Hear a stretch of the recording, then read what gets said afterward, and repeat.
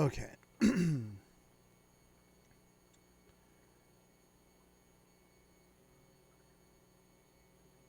Wow. Okay. I'm just like I'm stunned. I'm flabbergasticated. Um, let's see, flabbergasted.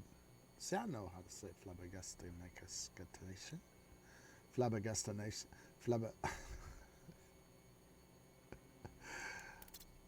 It's like a running gag with. I had to work with some incompetence, and last I was working at an elementary school in a very rough neighborhood, and they hired this old white lady who was what was it? She was some kind of acid tripping, psychedelic nation, Woodstock attending, nude mud wrestle.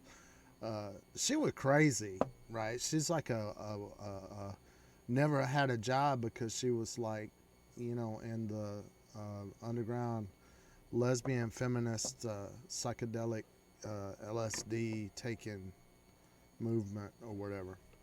She straight up, we were like coming out of a meeting, and she was talking about all the acid she dropped and the tripping that she did.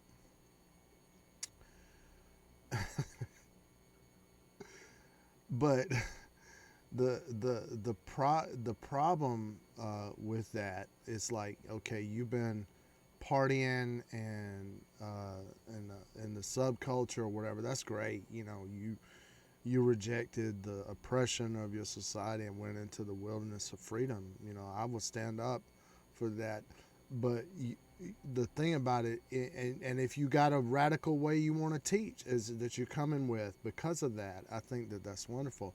But this lady, what she was doing is, since she didn't know how to teach well, she felt anxiety that she needed to attack my coworkers and stuff, and screaming and hollering at them. That's what's wrong with this school, is y'all don't know what y'all doing, right? And as a Jewish perspective of Israel Baal Shem Tov would say, uh, whatever you feel like you got to tell somebody, that's the thing you need to most hear, which is you are the mirror of this person, right? So the way he would say it would be, masculine. Your brother is your mirror, but since she was a woman, I would say, your sister is your mirror, or your people are your mirror. You're getting livid and screaming and enraged because you got all this anxiety. You've been out doing all these drugs and tripping and lesbian activism stuff, and you're not, you know, you're not really a professional at dealing with black children in the deep south that have just been through a pandemic, whose parents never have a day off, who are oppressed people that have so many issues and conflicts. The step one, and I would say in a school like that, is, and this is just my position. Look, I work with Miss Basari, Miss Rutledge, and she got a lot of strong women values and stuff, and good and stuff like that. Um, and she's got a way that works, right, which is get everybody to fall in line real regimented, like, and misbehavior is not tolerated, right? And we're going to get you a whipping, on a daily basis. Each day I'm going to call your parents, stop the whole class and call your parents, right, and say you have to thrash this child or whatever. That's a way, that it can be done. And I'm not going to say that it doesn't work, right? It was done to me. But the thing that happened is there was a point where the schools expected my mom to whip me, and it was just I got to a point when I was in the third grade where I was like, it doesn't matter if I get a good grade or a bad grade, I'm gonna still get whipped for something. And it was a point of disconnect where I no longer, I was like, I'm alone now. You know, my relationship with my mother, it's kind of not there anymore. You know, she's just gonna believe what they say or whatever. I'm just gonna get a whipping, and I just need to survive and get away from get away from her if I can, which is sad. That's very harmful to the family relationship. It took years to recover from that damage.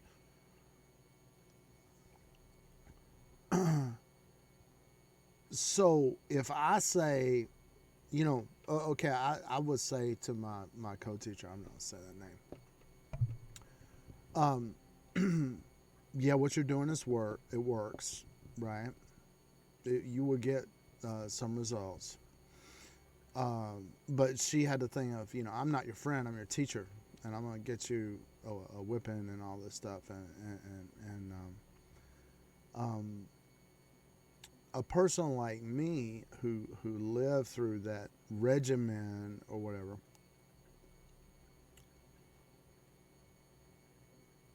I have to say, I'm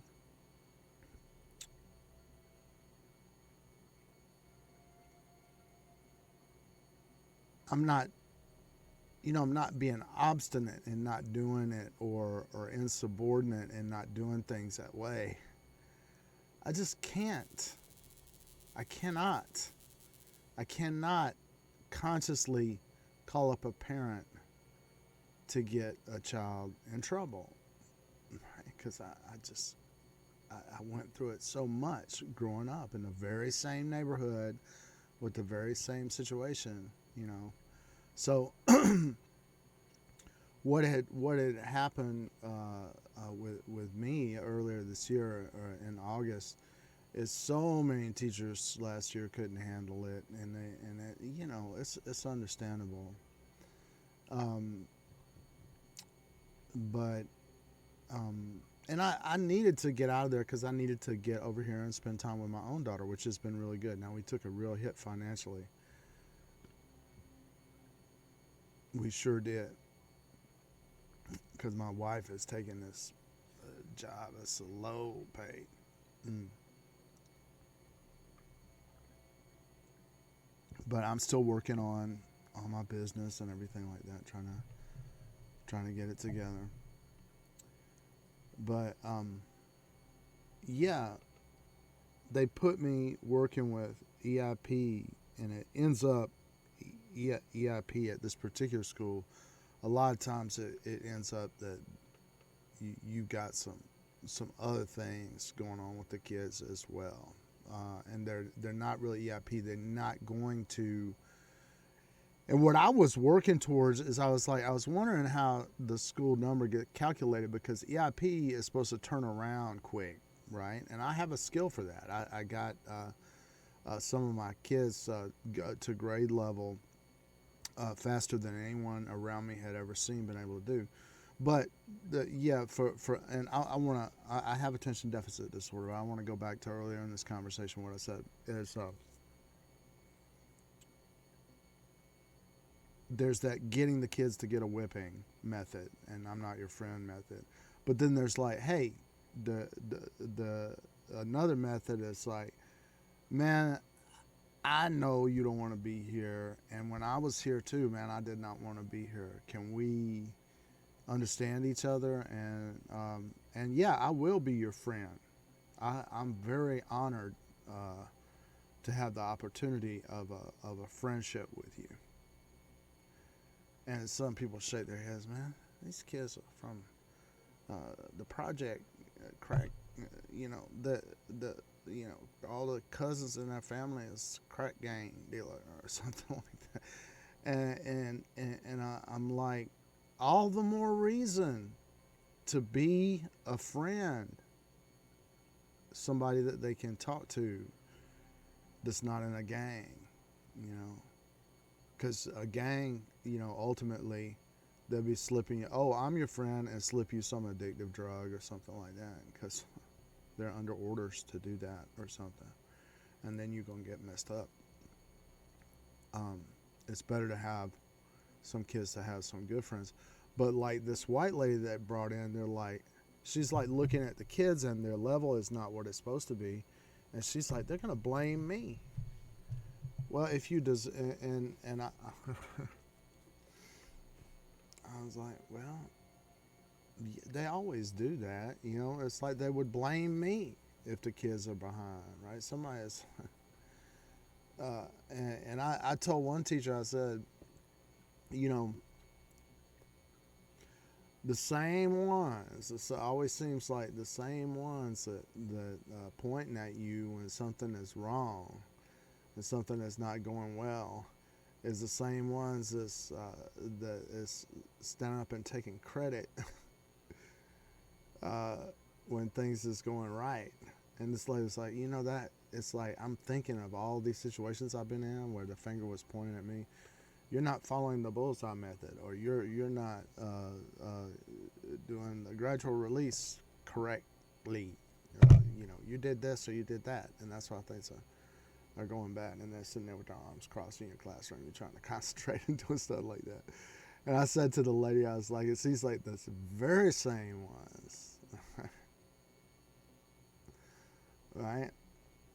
That are pointing at you, pointing at the finger at you when things are not going well, are the ones that are going to stand up and take credit when it works, right? And see, they've already got it all planned out like that. They've got, well, you've got to write your schedule this way. Well, you got to do your class time this way. You got to use this bullseye. You got to use this gradual release model. You got to use this.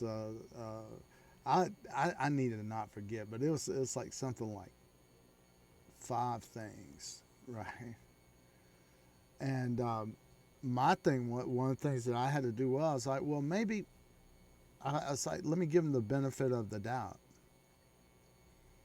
Because I did shake my head sometimes. I was like, and you want to do this, you know, and you want to do that, and you want to add this, and you're not up in here or contributing to it. You know, we got USA Test Prep, we got IXL, we got the milestones, we got the gradual release model, we got the bullseye, we got the down to the minute, everything how we're supposed to teach, right? The kids are doing bad. Well, you know, to me, the thing that was happening with me is that I could sit down with the kid and go, I was in this building when I was I guess 12 or 13 years old. It was awful. I feel for you.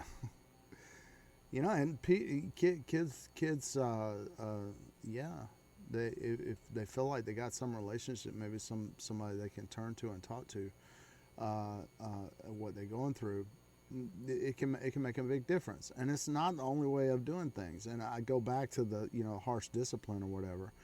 There, you know, there is an emergency state that you can get in where you have to be really, really harsh, and it works. But the sad thing about it is and I can make the comparison to the Chinese. The Chinese have got, they got whooped so, but they had a big country, you know, 1,000 years ago, one great empires of human civilization, you know. But the Mongols invaded them in Eurasia. They killed 60 million people, right?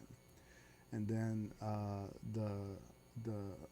after, you know, the Mongols came the Black Plague, right? And the thing that really tipped the Mongols out of power was their inability to cope with the massive crisis of the Black Plague. And then it's the last Chinese dynasty. It was like not really highly educated people that got through it all and got it together. And when they did, they tried to institute some kind of very brutal uniformity. Julian Zhouzi, right? Kill you and anybody that knows you if you're not down with this new order that we've established in China. So that was a big crisis they went through with the Ming Dynasty. Well, the Ming Dynasty had a golden age, and then it was overrun by invaders, the Manchurians, right? Conquered. And the Manchurian rule in China over the Chinese people was already a tyranny, and then the imperial powers were tyrannizing the established tyranny. So it's like there's two layers of bust you upside your head going on in China in the Qing dynasty, because there's the layer of the whole fact that the Manchurians have conquered you, right, and they got you under their boot heel, and then all these sophisticated industrialized, in particular England and stuff like that, is coming up with cannons and battleships and floating in, right? And so during that period, they're like trying to control the Indian subcontinent, the British, and they want to sell opium in China as sort of like a wearing down process, right? You eliminate a lot of areas of agricultural production in the subcontinent, and you generate revenue from opium, and that helps you cause people in the Indian subcontinent to have massive food shortages because you're growing opium instead of food, and then you can precipitate the death of millions of people. Whoops! Oh, they're so beastly how they live, and they starved, to death, right? So England was doing that, and in the middle of all that, they launched the Chinese tried to resist. They were like, all this opium coming into our country is really devastating, and they started to fight it. And England was like, they attacked them in the First and Second Opium Wars. That you have to buy this opium, you have to pay for all the opium you tried to destroy, and you have to pay for the cost of these wars that we launched on you. And they settled an agreement to do that because they were already sitting on top of the Chinese people, right? They were just like, well, we'll take the change that we're milking off of them and pay off the English on top of that because, we're in power. Awful. And then so the Chinese try to convert to Christianity in this movement called the Heavenly Kingdom movement. The guy thought he saw Jesus, and he was like, I'm going to bring Jesus to China. And all the Western powers were like, man, he's crazy. He's talking about actually doing what Jesus was teaching, of sharing things and peace and all this stuff like that. And it's just like PEACE, not PIECE. And we're trying to get a piece of the action, not peace as in tranquility, right? So a lot of the Western powers, the Boxer Rebellion and stuff, the Taiping Rebellion, they participated to put it down, and in that, about 70 million people died. Now, when Chairman Mao was trying to save the country, and the problem between him and Peng Dehuai exacerbated the Great Leap Forward, all these Western powers that killed millions and millions of Chinese people, they jumped on the bandwagon saying, oh, the evil Chairman Mao trying to kill his own people. How do you think Chinese people feel when they're like, okay, you're telling me that y'all didn't kill all of us? And that I have not even mentioned the Japanese yet. The Japanese. Some Chinese people, a lady, she's like, I'm going to really do a good research and write a book about the rape of Nanjing when the Japanese imperialists invaded and conquered China. Man, she got to the end of that book and published it, killed herself. It's too horrible, So, now, what does this all have to do with anything? Well, okay, it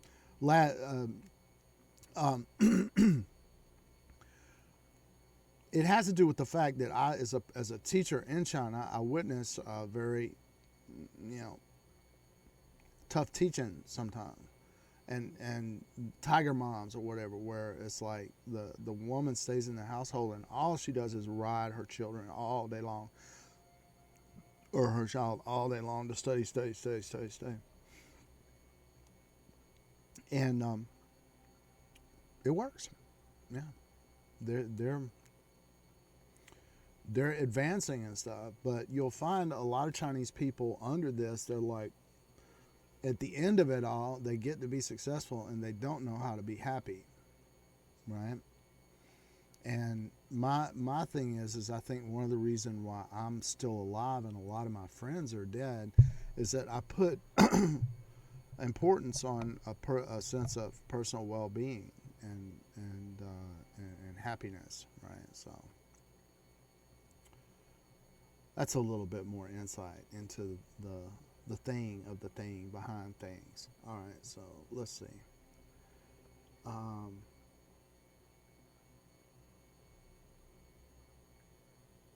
Looking around. Can I play this game anymore? I forgot.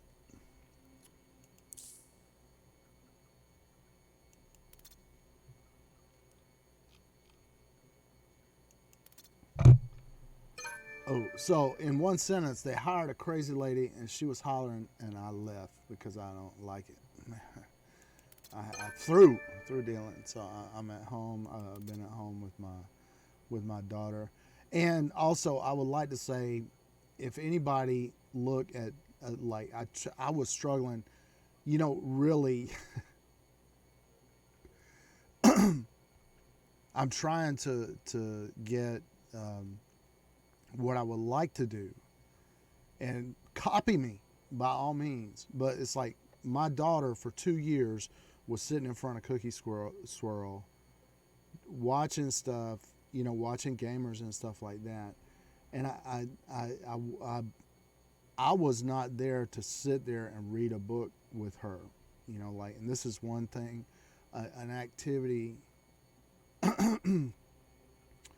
When I was very very small and her age and stuff like that, we would have that bath in the evening, go take a bath, and then go to bed in my mom's bed, and my mom would read the Bible, and read to me, read books and stuff.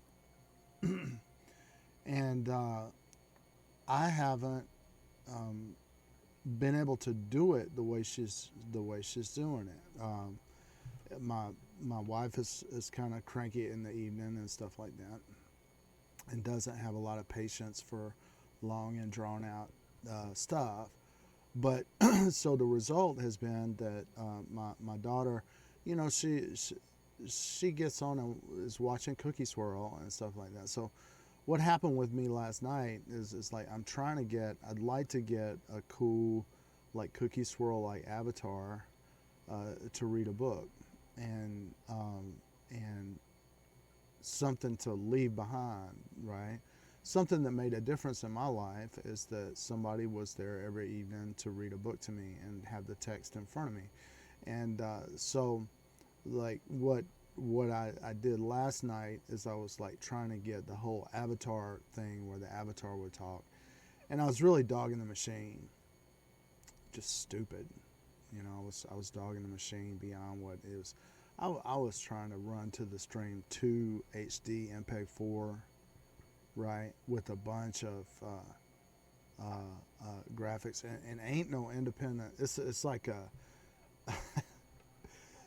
ain't no independent graphics processor on the machine that I was streaming from, and I did it wrong, and I went to bed, and the stream went on, but it really shows. I'm glad that I did it. It shows the limits of the hardware and what's possible, and now what I'm going to do is I'm going to try to think about how can.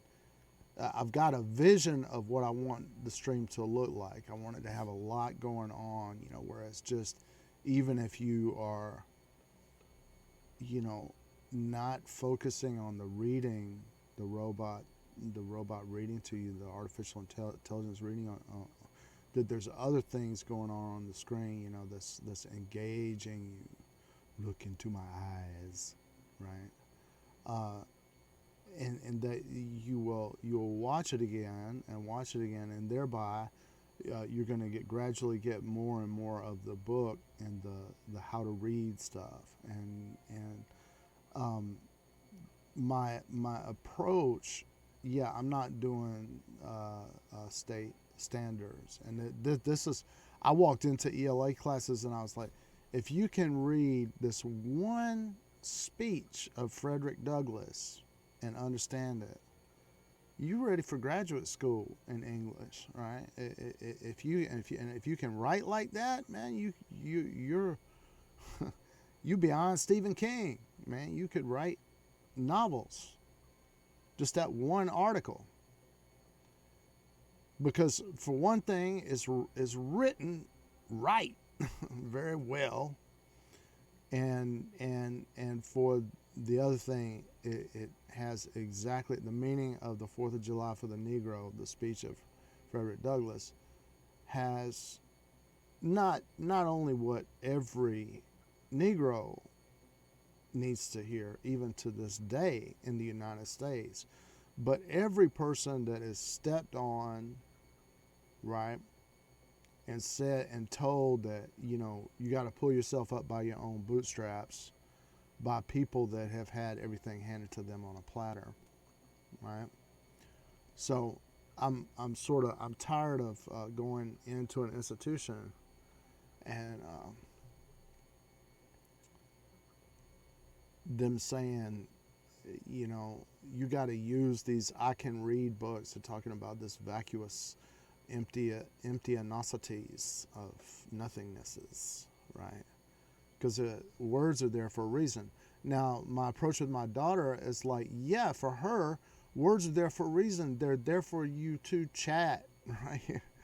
You got to have your words and your typewriter typing skill, right, in order for you to be able to communicate with your other friends online. And also, the game, she's still in the mode of like, well, I'll just click all the buttons and see if it comes out right. When she gets on Nord's Heroes of the North or some other Plarium game, which I keep her on the Plarium games, because they good.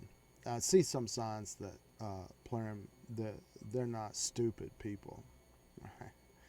They got some people, knowledgeable people behind their products, right? So and some people with a little bit of wisdom, right? So I'm like, if my daughter can be on something, I would choose a Plarium Nord's Heroes. That's her choice. I tried. I got her on Saga of Clans, but eventually, what the verbiosity of the language acidness of words and things overwhelms her.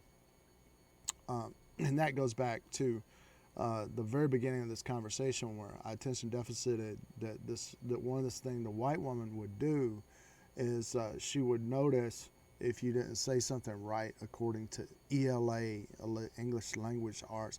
Okay, she's some trippy, acid tripping, hippie, lesbian radical of the 60s, right?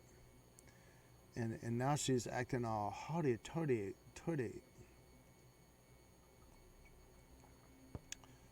and getting pissed off. Like, she got pissed off at Miller, and I think Miller said, she heard him say, y'all tripping.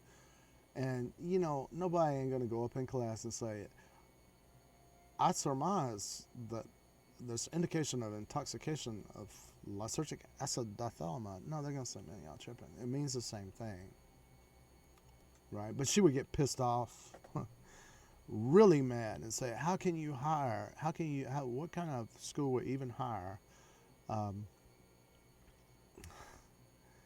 a teacher that can't even speak English? Y'all tripping is not, can't speak English. He can speak English, right? Everybody knows what that means.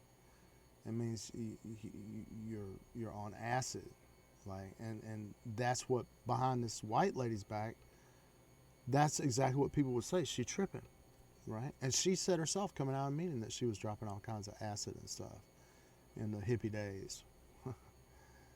And to come in with that kind of background, like you're some great professional saving everything, and start just relentlessly attacking everybody around you and attacking the institution, and these rhetorical questions. When somebody says, what kind of institution would even hire an English teacher that cannot even speak English, right?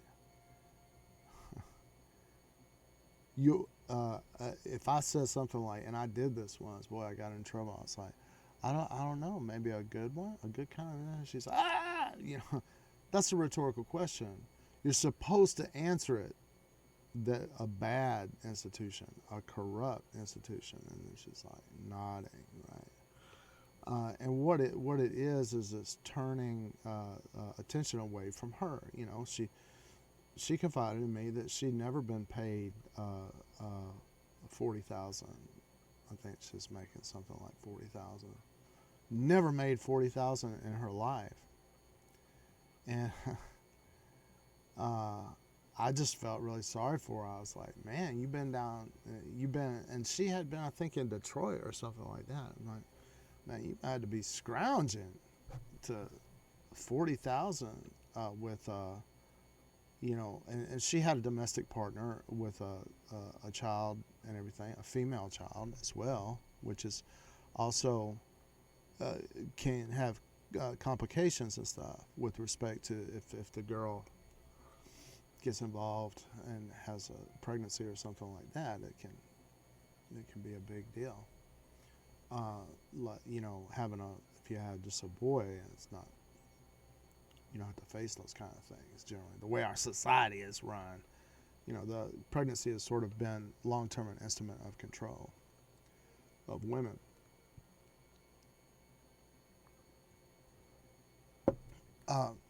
But back to what I was saying, and I hope ADD people will really appreciate this conversation. But when I say ramificationalization, right? I know that the word is ramification. Right? I know it. I'm making a joke. I'm saying all this stuff y'all doing with your big words and stuff like that is pretension. And I'm throwing it out there for people to make some self-examination and stuff like that. Do you really need all these big words and stuff? In my line of work as a teacher, like when I would train at an education enhancement place, always saying, somebody talking to me? I'm trying to get down to the bottom. No, okay. Yeah, no, nobody's talking.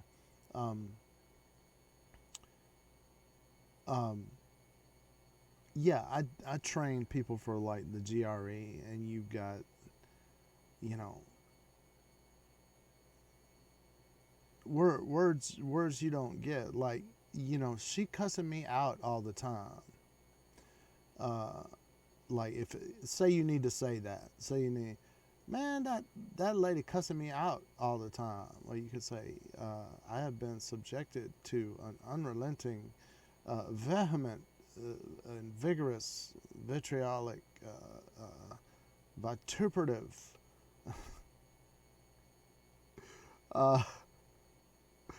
vilification. Yeah. I've been subjected to vilification, vituperation, vitriol. Right? You can say all those things and stuff, but do you really need to say that? The lady crazy, she cussing me out. I suspect the influences of intoxication as a result of excessive consumption of lysergic acid diethylamide. Man, that lady crazy, she tripping. How you want to talk? And when you do that, when you go, I suspect, excessive consumption and intoxication as a result of lysergic acid diethylamide. When you're talking like that, come on, be honest. What are you doing? Right? You're being pretentious. You're like throwing big words and stuff, right? Like, I know this and you don't. Right? And therefore I am over you, right? And this is, I would like to make this statement in the strongest way that I can, that the master thereby becomes a slave to his own mastery, right? That person's no longer in control, right? So their idea of the ideas of others, right, is pulling their strings. This gets back into Slavoj Žižek's statement that superego is not an ethical agency. Now, with that, I'm going to stop. And like, if you type in on Google, superego is not an ethical agency, and then Slavoj Žižek, SLAVOJ ZIZEK, right? You'll find the text where he says that, and I would like you to read it and consider what it means. because it has some bearing on this conversation. But anyway, let's see, can I win? That my Zephyr is like some tinfoil thing, man. Dog.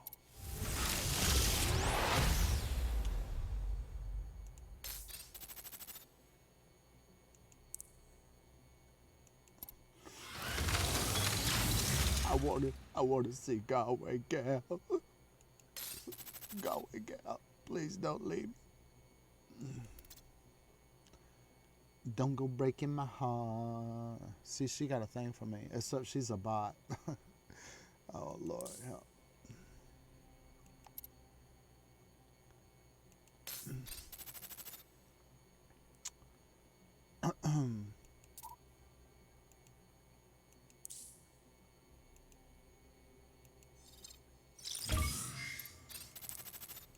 My wife was like, why don't you, make copying all the YouTube kids doing exactly what they're doing. That's what you should be doing. That's exactly how my wife. She's like, well, I'm gonna do it, but see, she still has not got. She's like got this idea of the perfect setup to copy exactly how they're doing it on YouTube, the big money makers and stuff like that.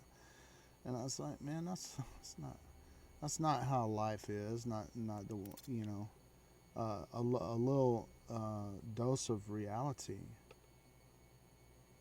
Oh, and this is the thing.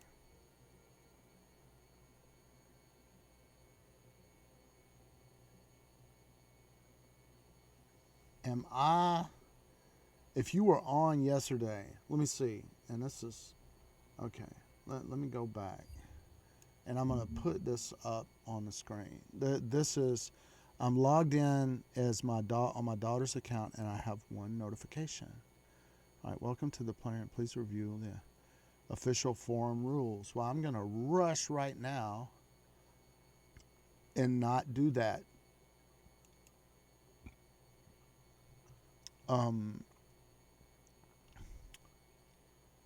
Now, well, wait, my profile, okay. See, I'm looking for a claim. Where's a big flashing button that says claim your change?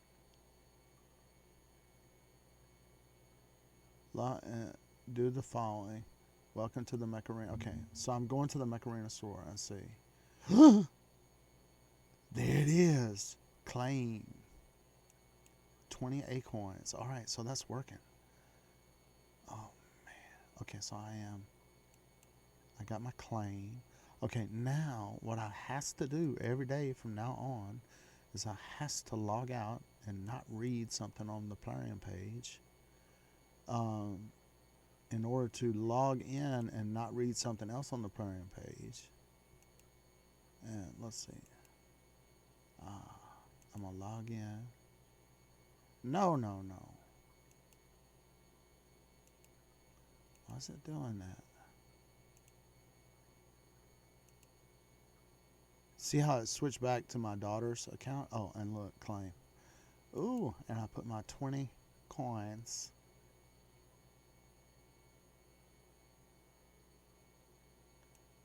Yeah. And you see the other one says Kudawojo Jr., right? Which is my daughter. Junior. Alright, so.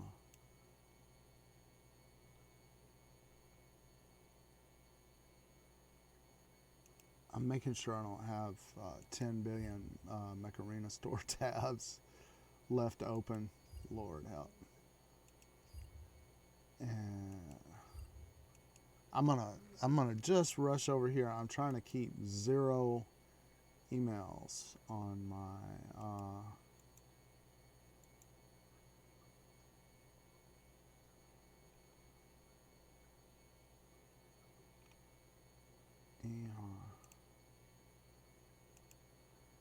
it's like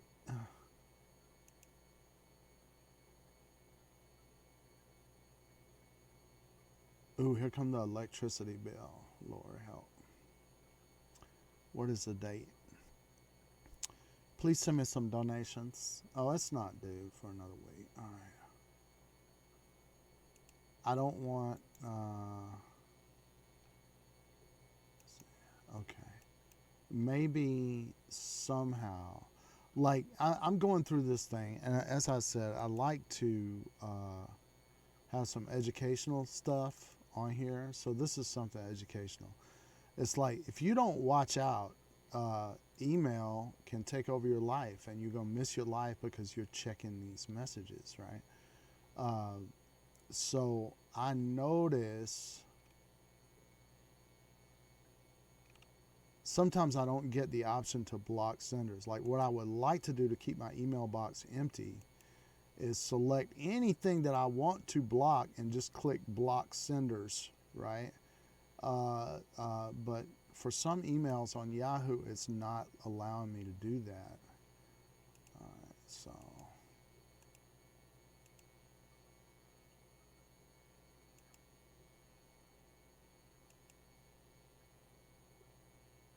The rabbi, the rabbi from 2 rabbis ago who was retired or whatever, Rabbi Kerzner from Temple Beth David has passed away, and we're having a get together today in honor of his memory and so on and things.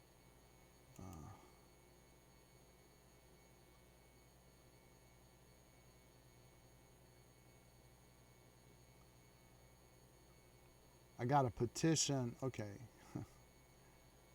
I got an urgent petition to impeach Clarence Thomas. And I would say, I had the impression of him that he was like Condoleezza Rice, that he was not a leader with the kind of values that the black community needs.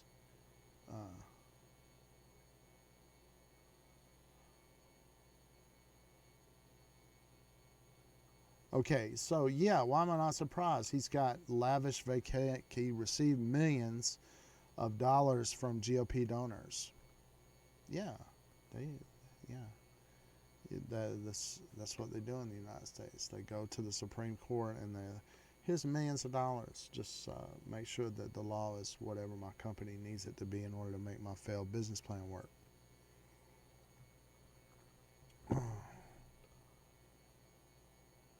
He never reported these gifts in violation of ethics rules, most likely the law as well. Add your name to impeach him. How come you're not trying to impeach all the white judges? That's what I have to say. Let's see how many people signing it. And yeah, let me put this on my screen. Here we go. This is what I got on my email. It's care to petitions, and I encourage everybody. These things kind of work, but the thing about it is you got to deal with spam. And this wants to sign my stuff in Greek, right? But they already got almost 7,300. They're just a couple of 200 away from having their goal met. So I think across the spectrum, one thing is like I'm like I get annoyed that there was a guy working at a black guy that was working at my credit union at Georgia State University when this S&L crisis happened, right? And we had some pretty candid conversations. I mean, and he was like, you see all this financial fraud and stuff, all these white people doing? Man, if I did anything like that, they would be on my neck so quick. And I was like, it's really true. And that when I get a petition like this on Clarence Thomas, I hesitate. I'm like, why y'all got to focus on him? And I also get the feeling that, okay, now all these Republicans that these white cracker racist people have put in office they're now bought the Supreme Court justice with millions of dollars, and they probably sign it to the GOP man in the street honkies are signing this petition because he's black, right? Which is so ooh, but that's how they do. That's how they really do. So I'm signing it because he's a problem. He ought to think about his people more. And I mean me included. I am his.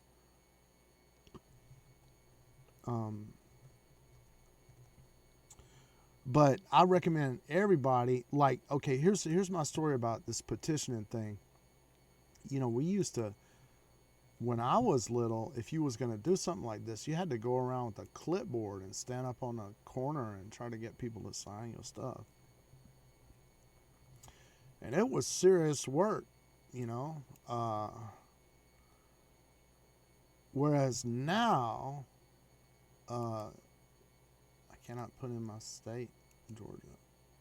Yeah, okay, there we go.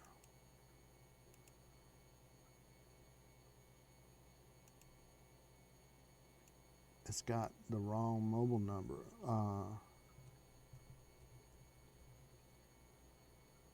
trying to get this stuff done.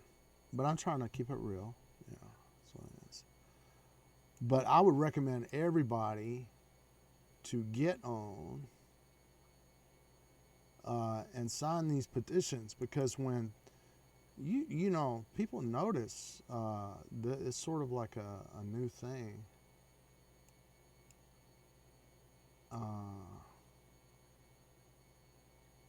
All right, so look, I signed this, and like you see, this is a weird thing that I don't know. Somehow, I got my name converted to Greek.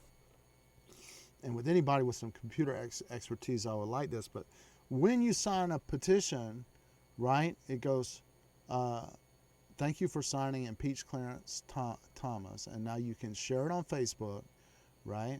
And also, you've got the next thing. And I know I've got to get on here and fight some robots and stuff. But you can go through here and sign all these things. And this was some of this stuff with animals and stuff. When I first started signing these online petitions, I need to get back into doing it more again. I just got a bit overwhelmed. You got to be ready to block, you know, all the emails that you're going to get.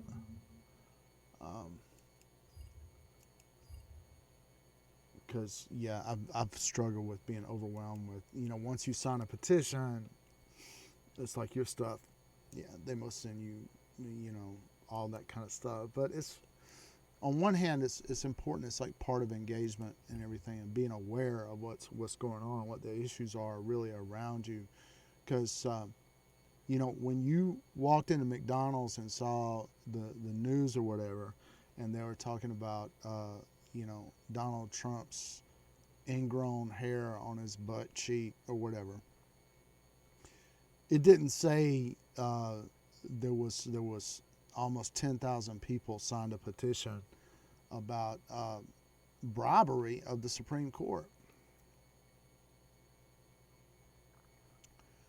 If you saw something like that on the McDonald's TV, you might call somebody and say, we need to do something, man. It's corruption.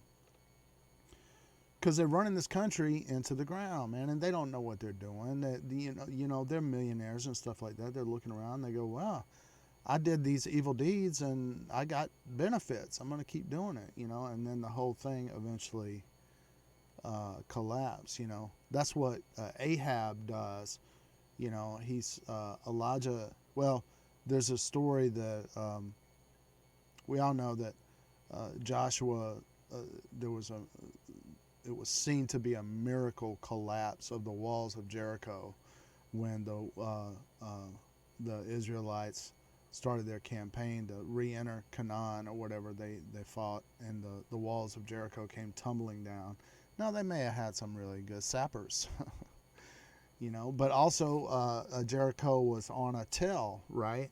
And as a result, you build walls around the boundary of a tell, that's asking for trouble in terms of stability and stuff. Because a tell is a mound of ruins, right? So underneath, buried under the ground there, it may look solid, but it could be hollow, Now, what happened is Joshua said, leave Jericho in ruins, right? Because it was a miracle, right? And he said anybody that would rebuild Jericho would be cursed, right? And he pronounced a curse. The tradition has that he said, when that person starts the project of rebuilding the city of Jericho, his first offspring will die.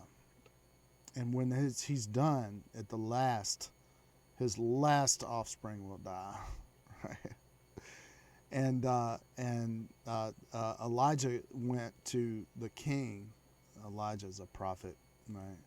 And he said, if you do this thing, because they're looking at the land there and the proposal, this is it's a good place. Jericho is a good place, and it has had human habitation since.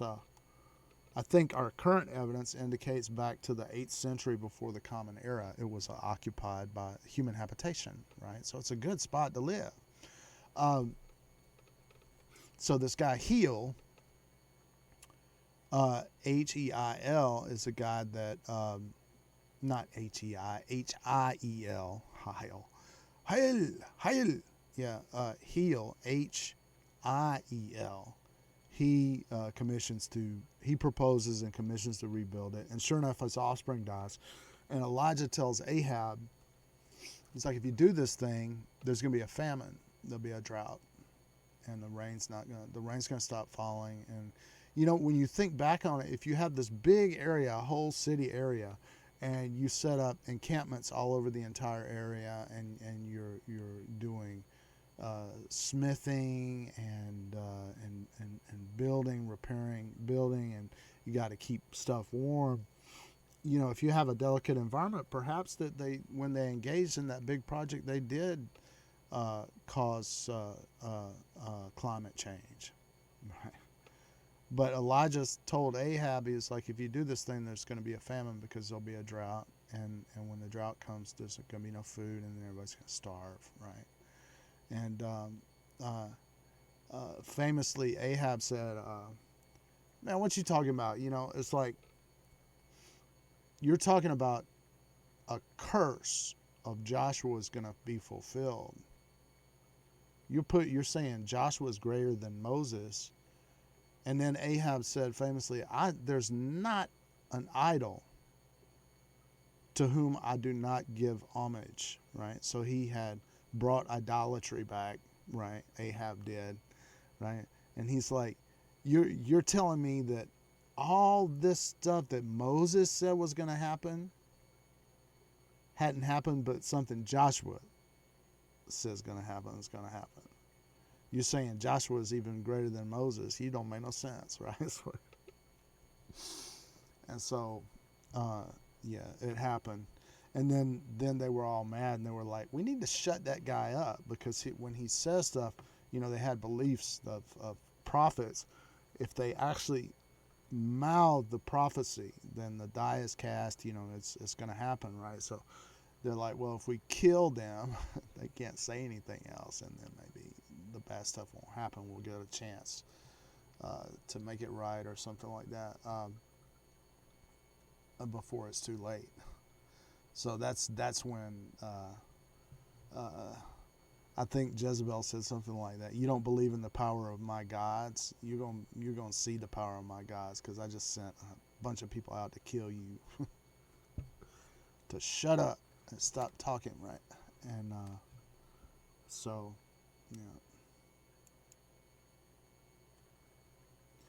Maybe it did happen. All right. So I kind of feel good. I got my coins. Coins. And let me see if I can get this squared away here. I got so many dang.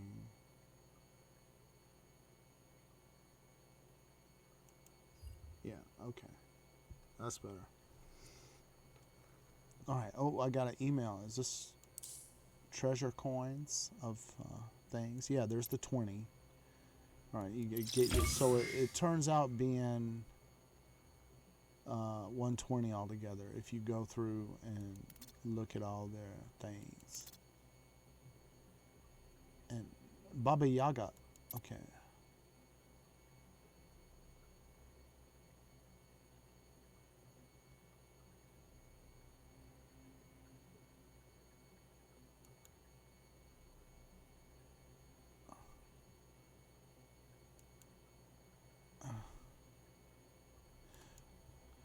Macarena. Yeah.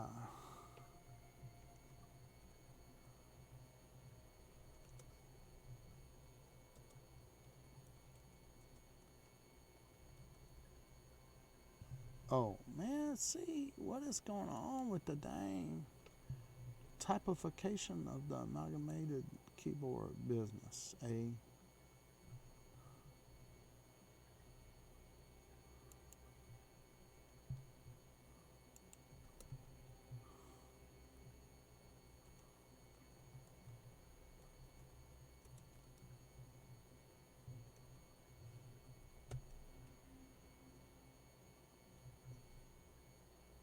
Oh, it's awful.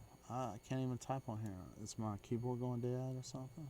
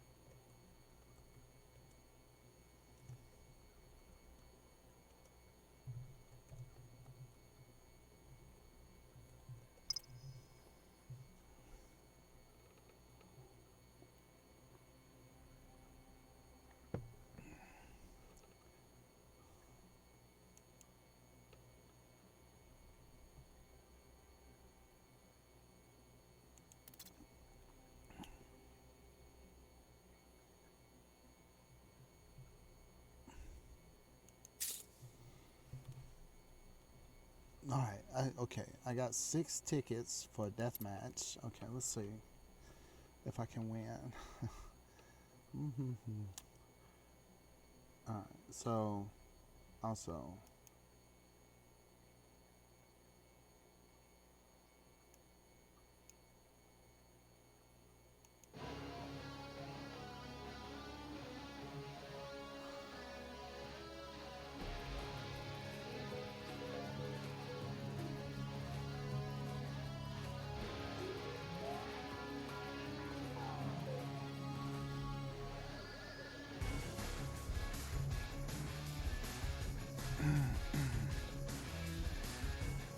100% bots. What y'all doing? Man, y'all botting around here. Get your bots into bottification, man. Oh, you know what? I'm staying up here. Boredom, boredom.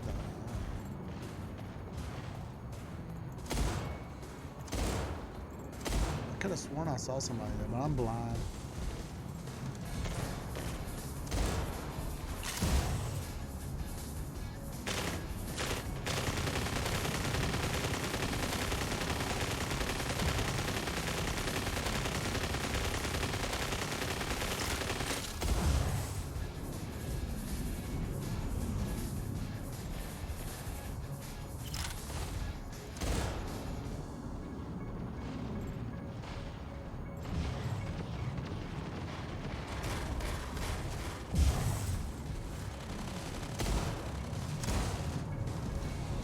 So this is a thing, like I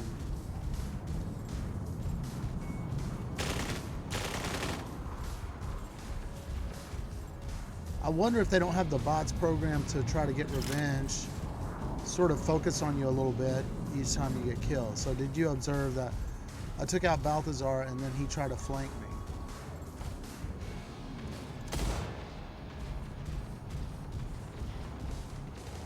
Could like look at a map, but you know, it could be random. Who knows? Okay, carnivore for you. Now, is Balthazar coming for me? I'm wondering if he does. See, he's moving back here. He's sort of randomly going around, right? I don't know if he's looking for me. But, you know, I'm trying to make an observation. Are they, is there method to their madness? Right? They're just totally stupid.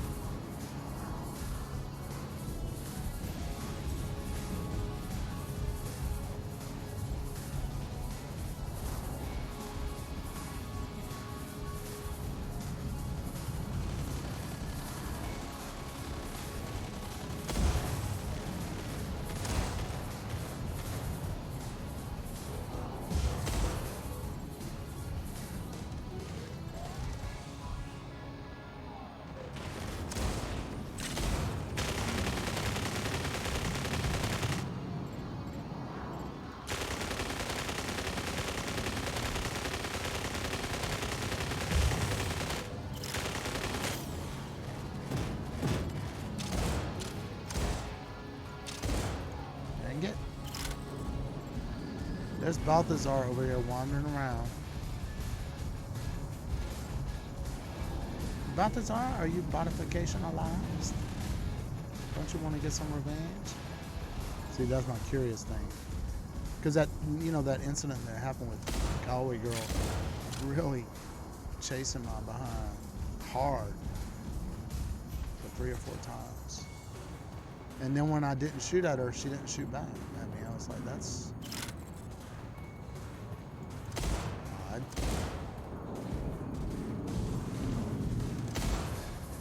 So that ran right up on me. And I just dropped my guns, you know, I didn't even fire. And then she didn't fire at me. It's like, I'm not satisfied unless you're trying to survive. It's like, no, go ahead and kill me. It's fine.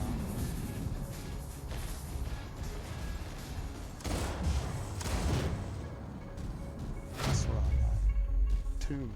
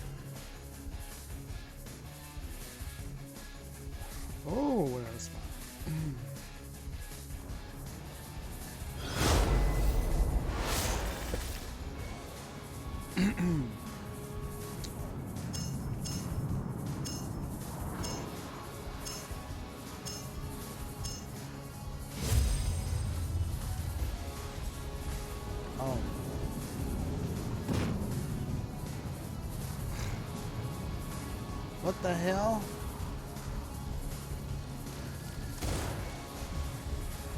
What should I have done?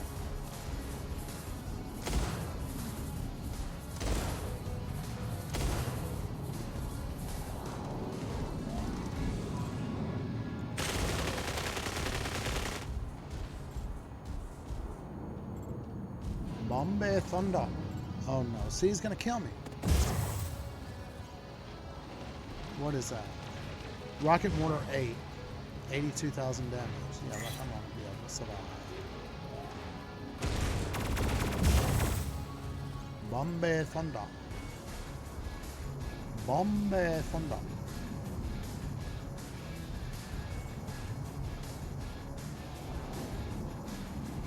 La la la la la la la la.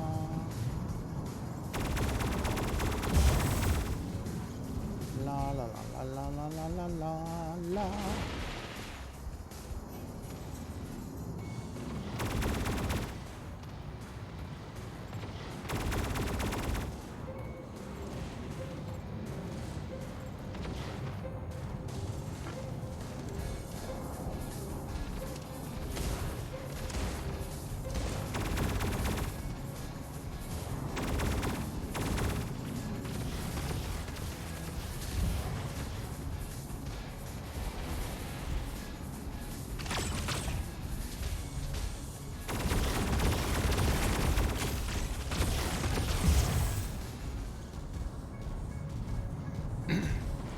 Wow, that didn't work.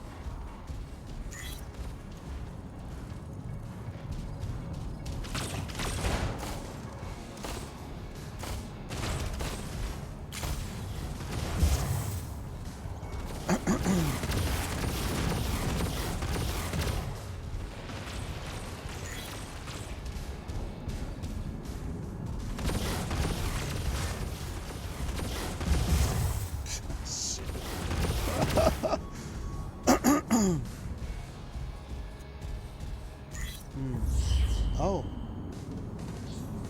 it's all my fault. Okay, well I'm gonna get right up behind here again and see if he's gonna do that rocket mortar, or if he's done.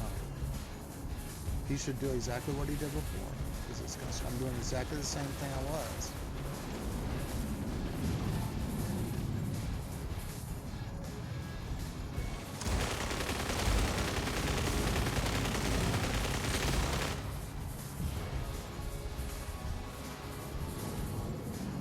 Bombay Thunder.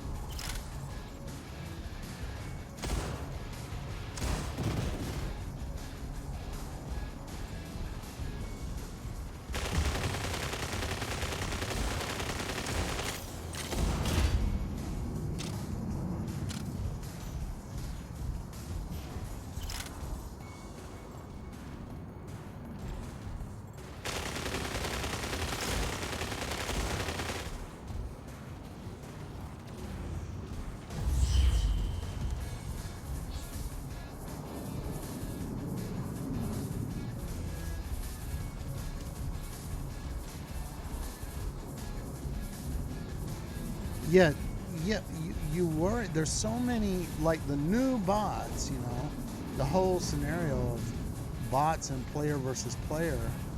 It's like you got an issue of like, well, the company,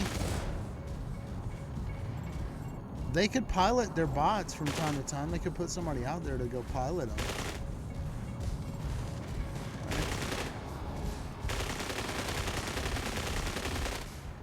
right? So maybe there is, you know, something going on with that.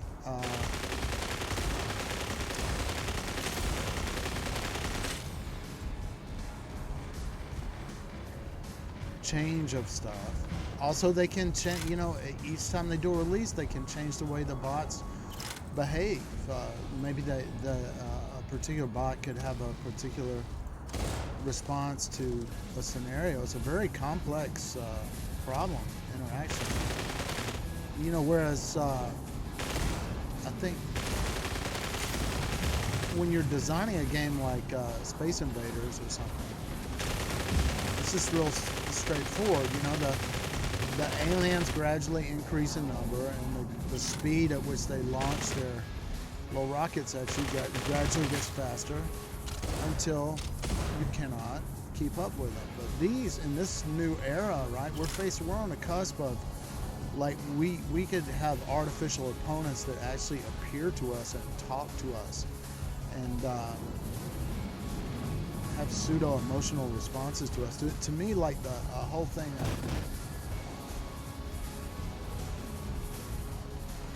you know, I noticed that sometimes it seems like a bot will try to come after you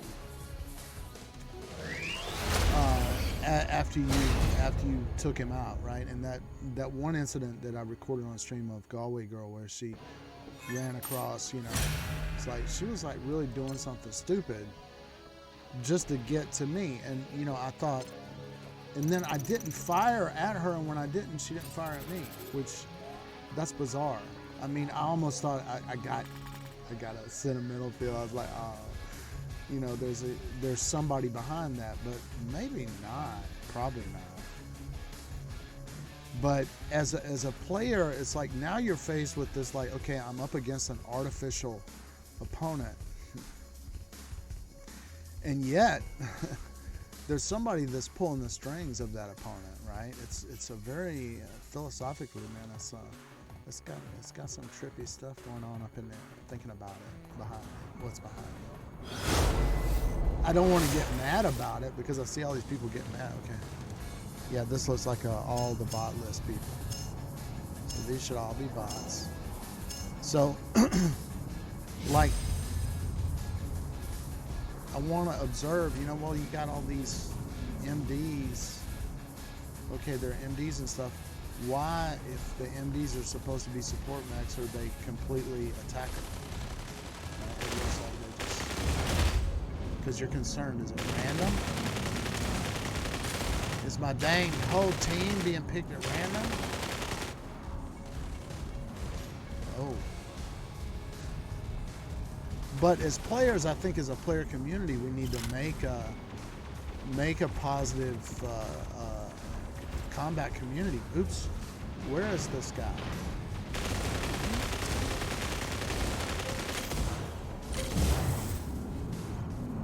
Took half my hit points, man. Why are you walking down here? What kind of bot program is on your mind that made you come over here? It's a little bit smarter than but I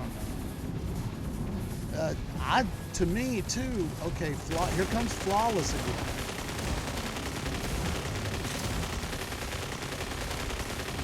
Shot him 3 times before he moved. But you notice, you know, I'm like walking straight towards him. He could have dropped down behind the ramp.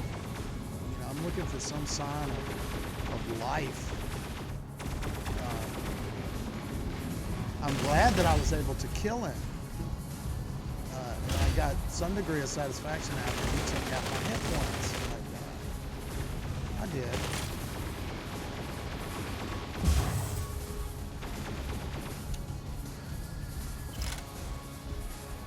There's dumb and there's like 2 dumb.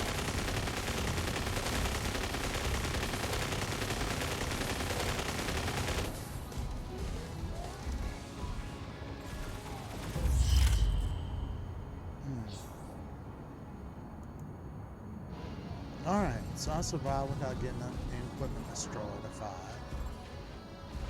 Alright, so. Ooh, where they all? How come I don't see you on the map? Stealth of Nation? What is it? Oh, and want to Papa Longhorn. That was like 2 accurate. I'm not getting you up in there. Flawless. It's like flawless. Can you imagine though people that are real kind of simplistic about things? They're like, do you mean to tell me I can never get revenge on that flawless doesn't exist? And they're just like, oh man, it's so frustrating.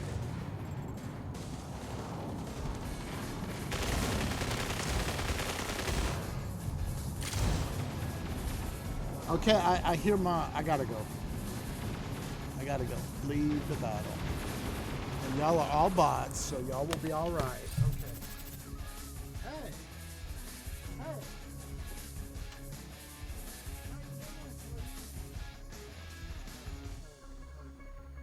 Oh, that's not fun. You want some, look, I moved up a bracket to novice. This is funny. Oh, he's ugly. You have to click on this one. The game is over here. Click on this one. That's where the game is. All right. Now, how about this? How about I'm gonna get you some.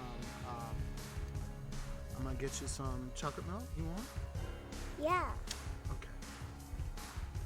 Can you make me one? Nobody.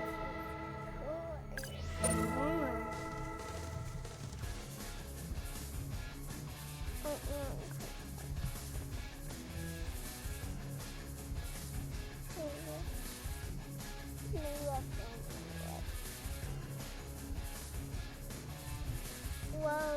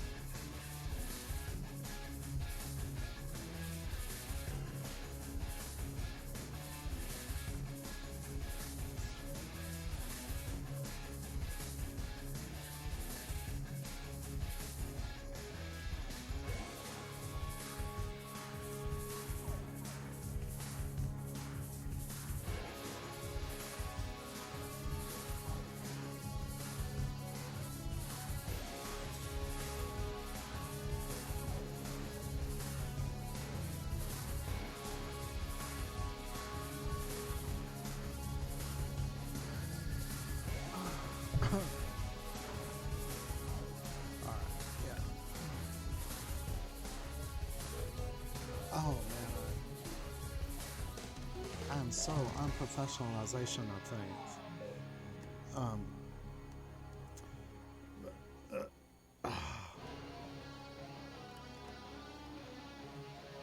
right. So I got my daughter's breakfast. It's her little gluten-free chippies. She doesn't eat cereal with milk. She likes it dry. And squishy bread. She likes that squishy bread. It's nature's own. I really eat Dave's Killer Bread. I love Dave's Killer Bread. Look it up online, man. I don't know if that's a national thing or if it's just out here in the South, but man, they make some good bread. But I eat really, mostly very, very well.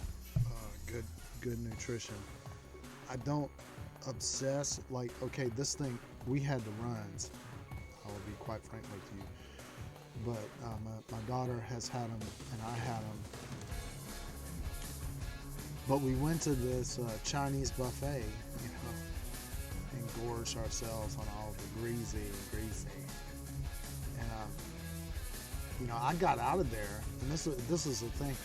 I was like, man, you know, I didn't agonize and go, man, ain't no telling what is in this stuff, you know, or anything like that. I was just like, well, let's get together.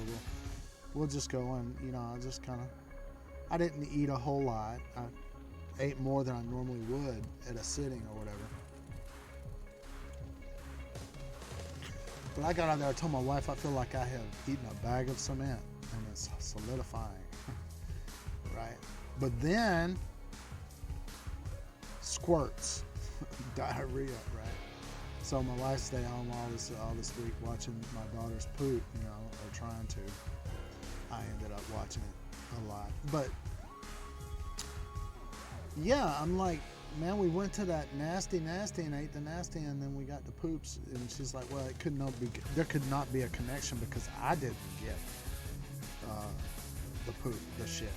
It's like, but my thing is like, she's one of these people that's, well, I don't, you know, when I say your dietary recommendation of regimens of consumptions is not inclusive of the items which you are endeavoring to consume at this time. And she'd be like, well, I don't do it all the time. So, you know, it's like, oh, today you got a Sprite. Okay, well, it says, according to your dietary recommended regimen, sugar-saturated drinks, you're not supposed to have them. Well, I don't do it all the time. And then the next day, it's Spam. Well, according to your dietary recommendations, you know, you should not have the processed meats of spaminations of things. As a spamination results in the inflammation, and the inflammation results in castigation. As a result of irritation, precipitating a behavioral ramification directed towards my situation. Now, but then so Sprite one day, Spam the next day, and then the next day after that, Popeyes fried chicken. Well, your dietary recommendations are a recommendation of you have cancer in your family, you should not be eating fried chicken or foods cooked at high temperatures. Well, I don't do it all the time. Well, that's day 3. You know, day 4, Happy Meal. Day 5, some Zaxby's or something like that. And then day 6, well, you burnt the chicken. Well, it's not completely burnt, but it says, you know, the carcinogenation as a result of the inflammation, or the immolation of your items that you have set for your stomach as the destination.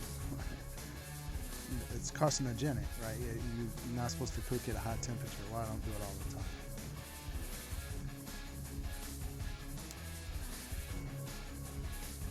She did not eat good like I do.